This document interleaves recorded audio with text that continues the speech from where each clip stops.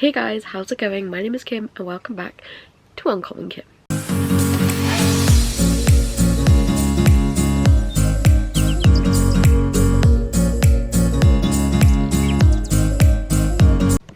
So, today I thought I would talk you through some of my most anticipated releases for the rest of 2024.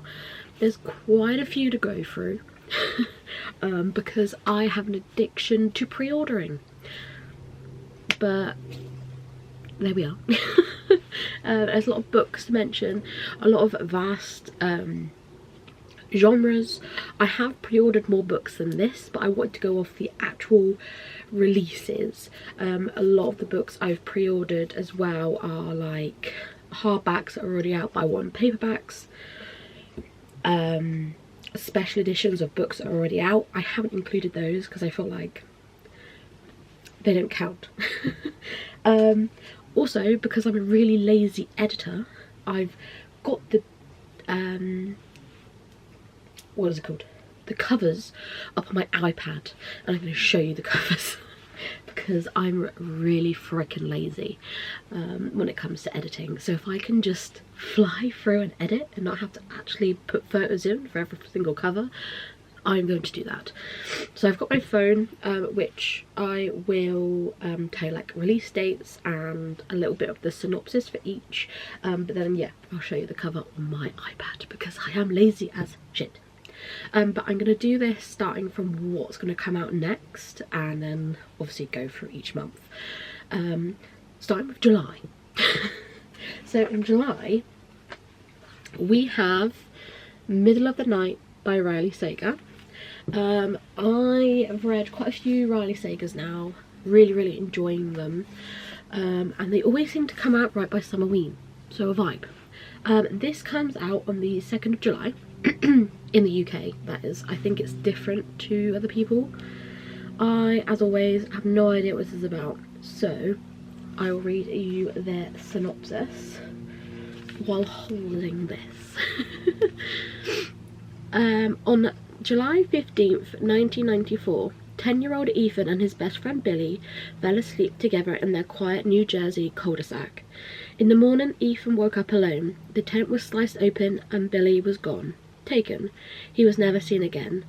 30 years later, Ethan has returned to Hemlock Circle, still desperate for answers.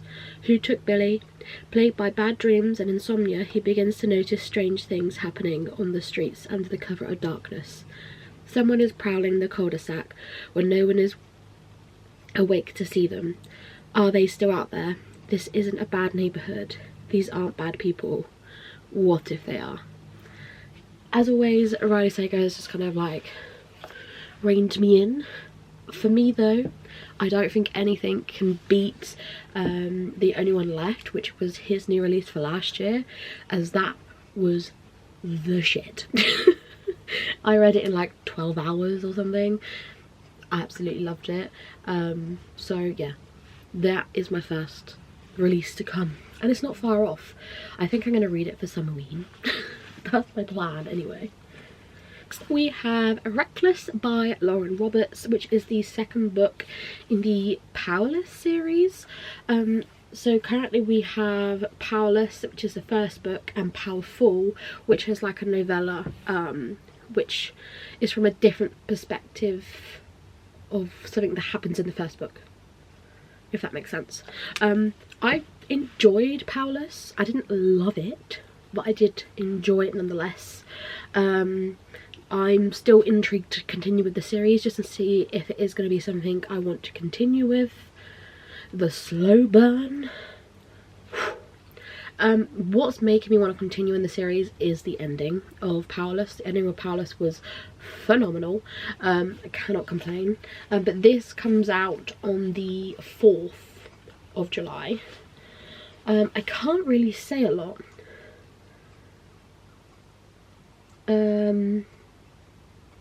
Yeah, I can't really say anything as it's obviously carrying on from the first book. If you don't know anything about Powerless, basically, so our main character isn't accepted in her town village, because she doesn't have special powers or anything. People who have special powers basically are like higher up, they're either royal or have a lot of money, that kind of thing. So she pretends to be someone with powers when she isn't, and then she gets put into kind of trials due to her saving one of the princes. She gets put into the trials, which are very much like the Hunger Games, and it just kind of goes from there. But she gets on really well with both the Prince brothers. It's a really, really good story, to be fair. I really, really enjoyed it, but yeah, there were certain aspects I didn't like. A lot of it didn't need to be in there for me, but I did enjoy it overall. I think I gave it 3 or 4 stars in the end, and like I said, yeah, due to the ending, I just want to carry on. But yeah, I'm still excited to continue with this series. I still do need to read the novella though. I haven't actually read that yet. Next we have The Sky on Fire by Jen Lyons, which is due out on the 9th of July. I really enjoyed Jen Lyons' writing. I read Ruin of Kings by Jen Lyons, and I really enjoyed it, but this is a completely different series now. Well, I believe it's a series. Currently it's looking like a standalone because there's nothing else on Goodreads to say it is going to be a series. But I'm still really excited to read this one. So I will read part of the synopsis to you. Oh, it is actually, there you go. A new standalone fantasy is Dragon Riders of Pern for a modern audience.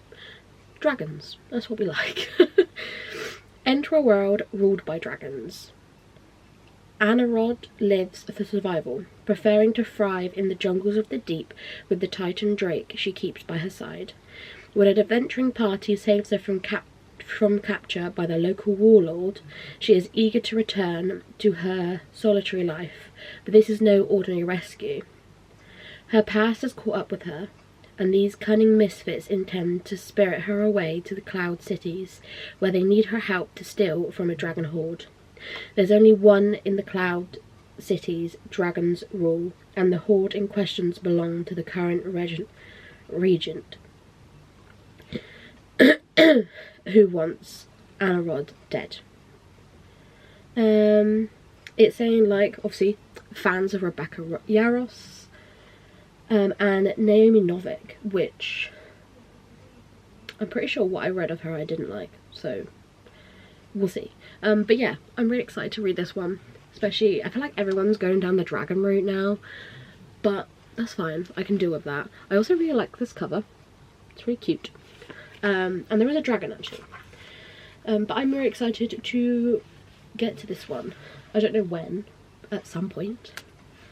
Next we have The Spell Shop by Sarah Beth Durst. Can I just start by saying this cover is absolutely stunning. I have no idea what this is about. I just thought the cover was really cute, so I pre-ordered it. Obviously. So it is Sarah's romantasy debut. A lush cottagecore tale full of stolen spellbooks, unexpected friendships, sweet jams, and even a sweeter love. Keela has always had trouble dealing with people. Thankfully, as a librarian at the Great Library, she and her assistant Kaz, a magically sentient spider plant, has spent the last decade sequestering among the Empire's most precious spellbooks, preserving their magic for the city's elite. When a revolution begins and the library goes up in flames, she and Kaz flee with all the spellbooks they can carry and head to the remote island Keela never thought she'd see again, her childhood home.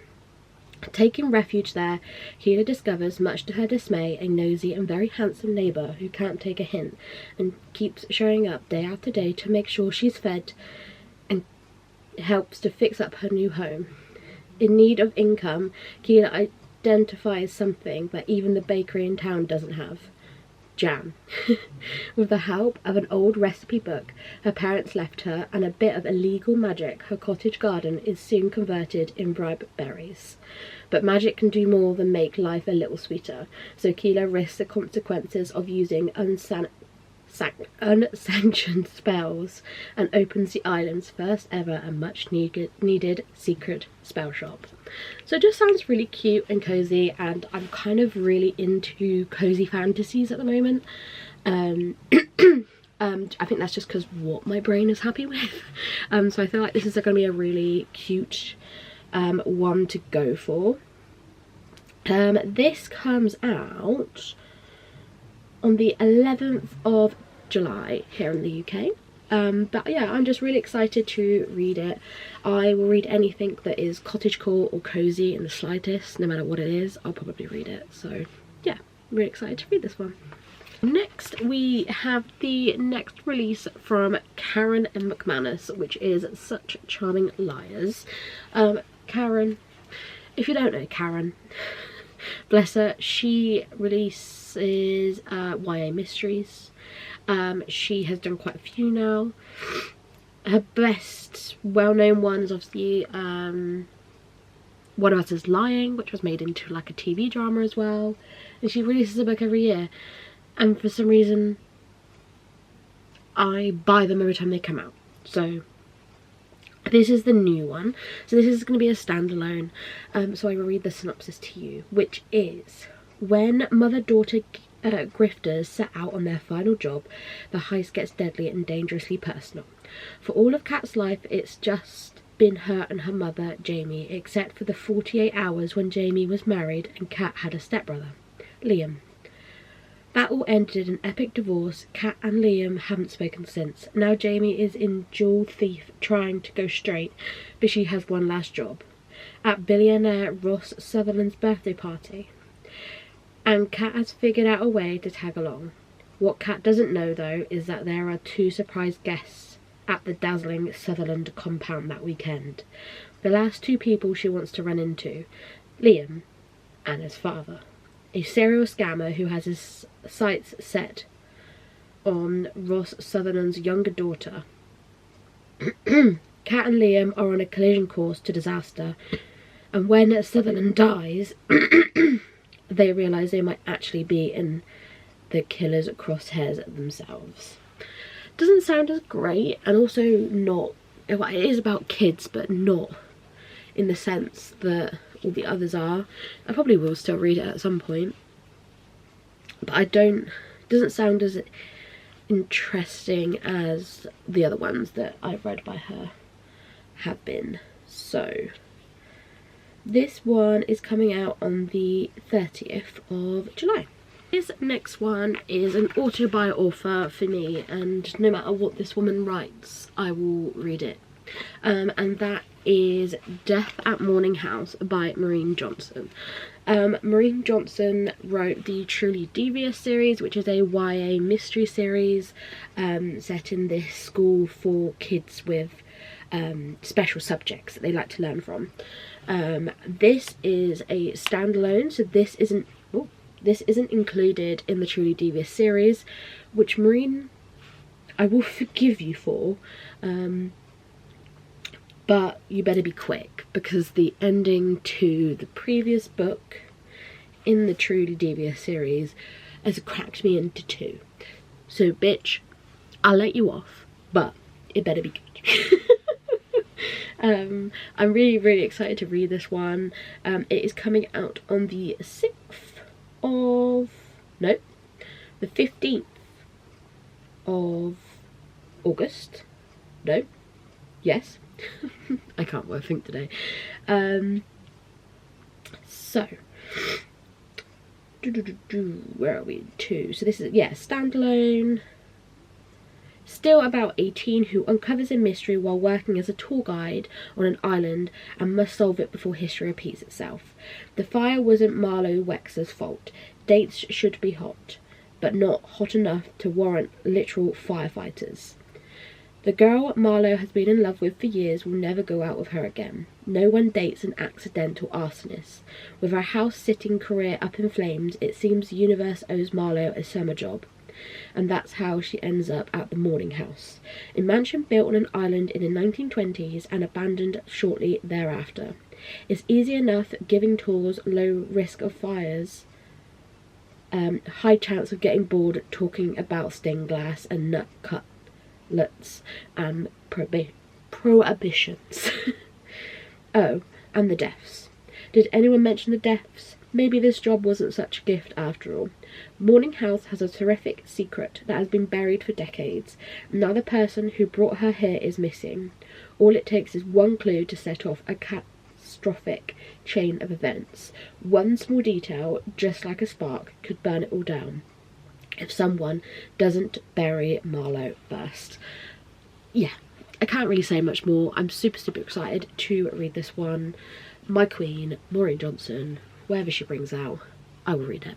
So we have Daydream by Hannah Grace, which is, I think, yes, the third book in the Maple Hills series. The first one being Icebreaker, the second one being Wildfire. I haven't yet read Wildfire, but I have plans to read in August. But Daydream is still one that's very high up there on my most anticipated releases for the year. I really enjoyed... Oh, is my iPad just like died? How has it died? It's on charge. Okay. I'm really excited to read it. I really enjoyed Icebreaker. I thought it was a good book, good fantasy book in general. It's based around, I think it was a university. Still a really good read. Really recommend it. Daydream.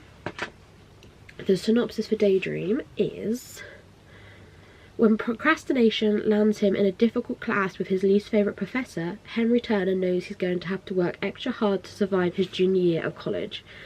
And now with his new role as ice hockey captain, which he didn't even want, Henry absolutely cannot fail. Enter Hayley Jacobs, a fellow junior who finds herself befriended by Henry when he accidentally crashes her book club. Hayley may not have been the romantic pursuits of her favourite fictional leads, but she has an academic superstar. And when she hears about Henry's problems with his class reading material, she offers to help. But being a private tutor isn't exactly ideal given her studies, job, and the novel she's trying to write. New experiences are the key to beating her writer's block, though, and Henry is promising to be the one to give her them. They just need to stick to their rule book. Oh, and not fall in love. I think it's going to be a really cute one, actually. I did enjoy Icebreaker with the aspect of you basically had your jock and your ice skater. I did enjoy that, but I think this, where it's got like a book aspect to it, is going to be even better, and I cannot wait to read that one. My iPad's decided it no longer wants to work, so we're going to be using my phone.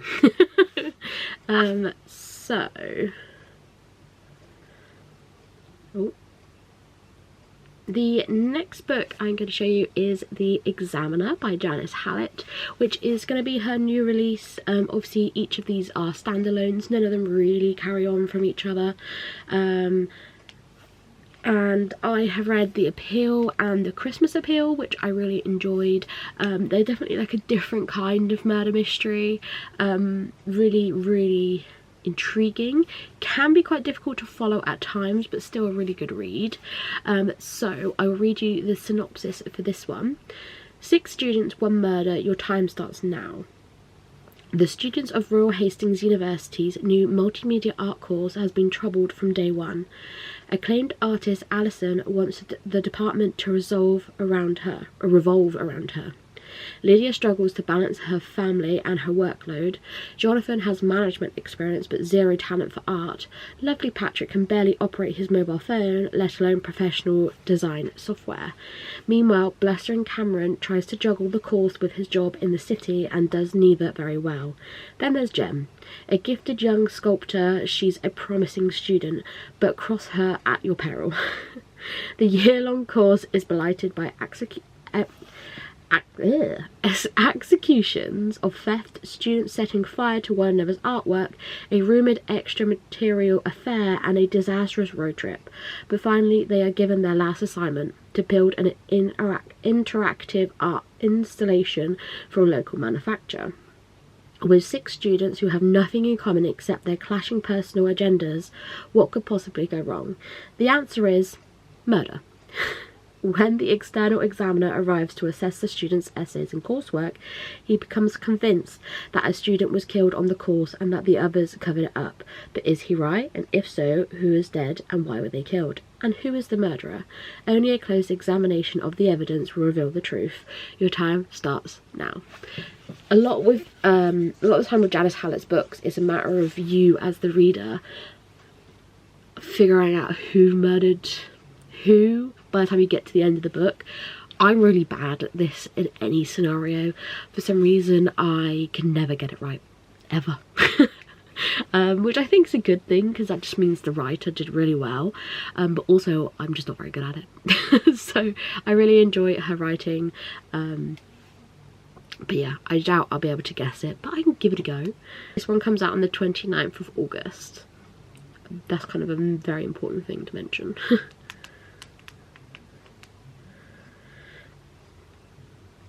The next one is probably one of my most anticipated releases of the entire rest of the year, and that is We Solve Murders by Richard Osman. I read the Thursday Murder Club series by Richard Osman. I loved them.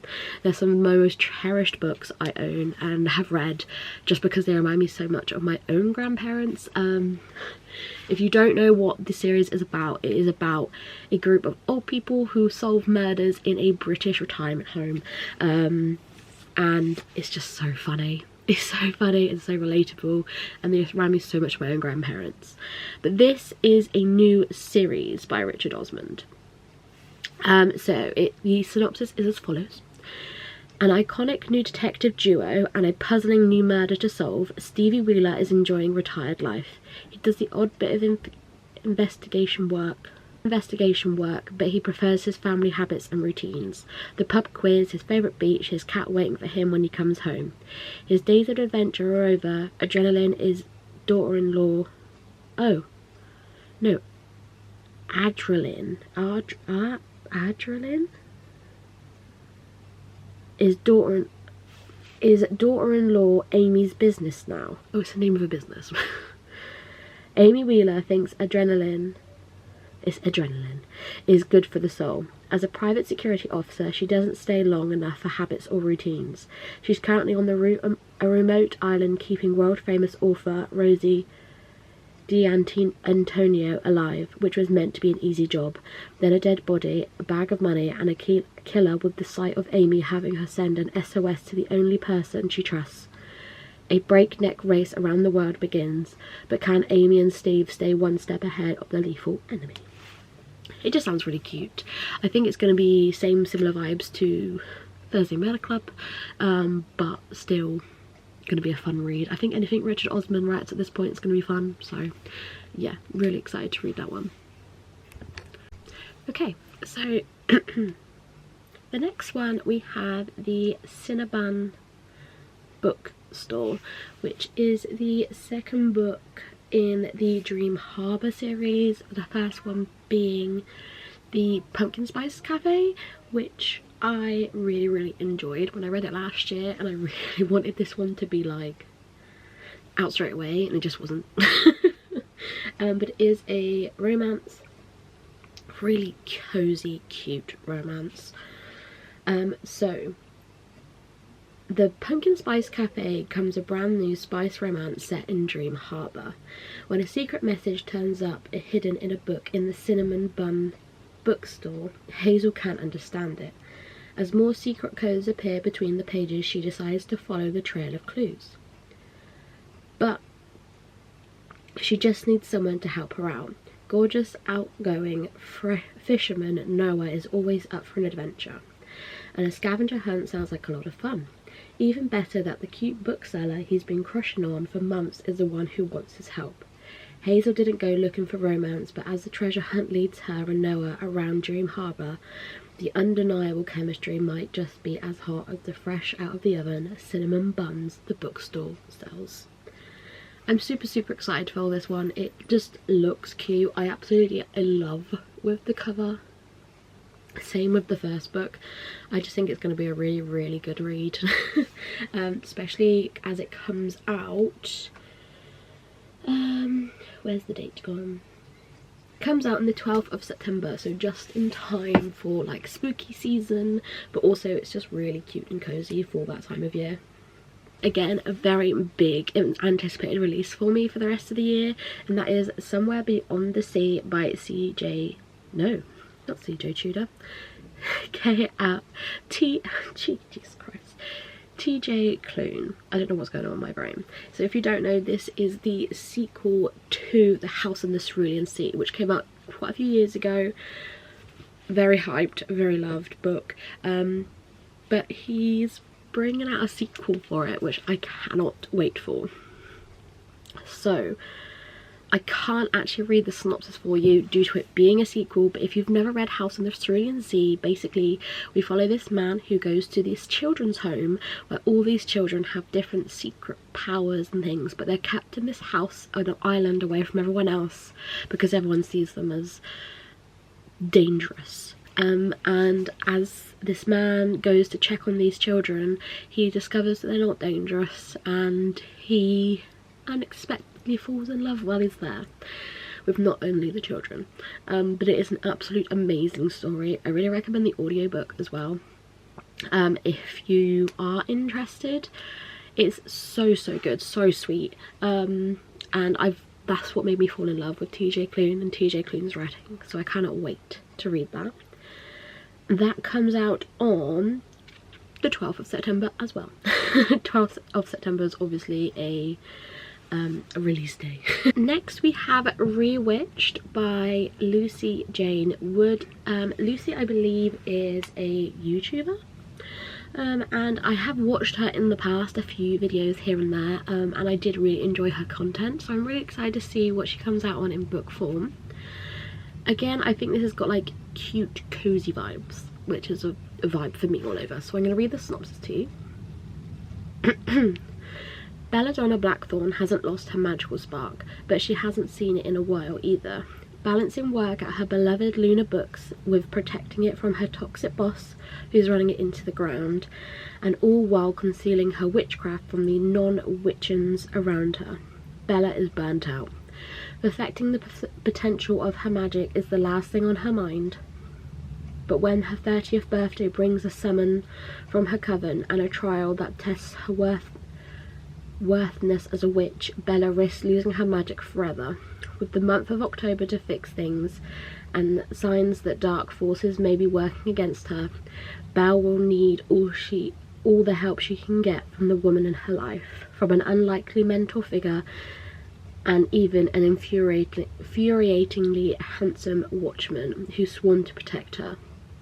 With fond family, slow burn romance and an uplifting message about self-love, this is a cozy autumnal read that you've been waiting for. So again, cozy vibes. This comes out on the 19th of September, so again, just in time for like spooky season, but also cozy vibes, cozy autumnal vibes. But this book just looks really stunning and I cannot wait to read it. Okay, so next we have A Pirate's Life for Tea by Rebecca Thorne, which is the next book after You Can't Spell Treason Without Tea. This book looks really cute and really sweet. I read You Can't Spell Treason Without Tea recently and really enjoyed it. I don't know if this carries on. It does. So it carries on from the first book, so I obviously can't go into details about what this book is about, but it basically explains what the first book is about. We follow two characters from two different backgrounds who basically are in love, and they come together and they have to escape from a certain part of their life. So they come to this really small village where they open up a tea shop. And it is really cute, really fantastical, cozy mystery? No, fantasy. Really cozy fantasy. So if you're into kind of cozy vibes, this is definitely a series to check out. I have to talk to you about comes out on the 24th of October, and it is a very much anticipated release for me, and that is Fury of the Gods by John Gwynne, which is the third and I believe final book in the Bloodsworn saga by John Gwynne. John, bless him. He is one of my all-time favourite authors. He wrote the Faithful and the Fallen series, and that is my favourite fantasy series of all time. And bless him, he's been through some shit the past couple of months or years. I'm not going to go into details because it's not my place to say, but if you check out his Instagram, he very much talks about it on there. But this has been an anticipated release for me for a past couple of years, and I'm super excited to be able to be back with these characters in this world. So it is Norse inspired. This is a synopsis for Shadow of the Gods. I don't want to forget anything. I haven't read Shadow of the Gods for a couple of years, so I'm just gonna reread the Shadow of the Gods synopsis to you, just so recap for me, recap for you. So it's a Norse-inspired world and packed with myth, magic and blood vengeance. Shadow of the Gods begins an epic new fantasy saga from the best-selling author John Gwynne. After the gods warred and drove themselves to extinction, the catalysm of their fall shattered the lands of Vergid. Now a new world is rising, where power-hungry Jarls and feud and monsters stalk the woods and mountains. A world where the bones of the dead gods still hold great power for those brave or desperate enough to seek them out. Now as whispers of war echoes across the mountains and fjords, fate follows in the footsteps of three people. A huntress on a dangerous quest, a noble woman who has rejected privilege in the pursuit of battle fame, and Thrall, who seeks vengeance among the famed mercenaries known as the Bloodsworn. All three will shape the fate of the world as it once more falls under the shadow of the gods. It's a great series. I really do recommend it. But yeah, that is all my anticipated releases for the rest of 2024. Obviously there's still time, a few more might pop out in front of me, but you never know. But that is kind of my main ones. But yeah, thank you guys so much for watching. If you enjoyed, like and subscribe if you want to, and leave a dragon emoji to let me know you got to the end of the video. And I'll see you all very soon. Bye.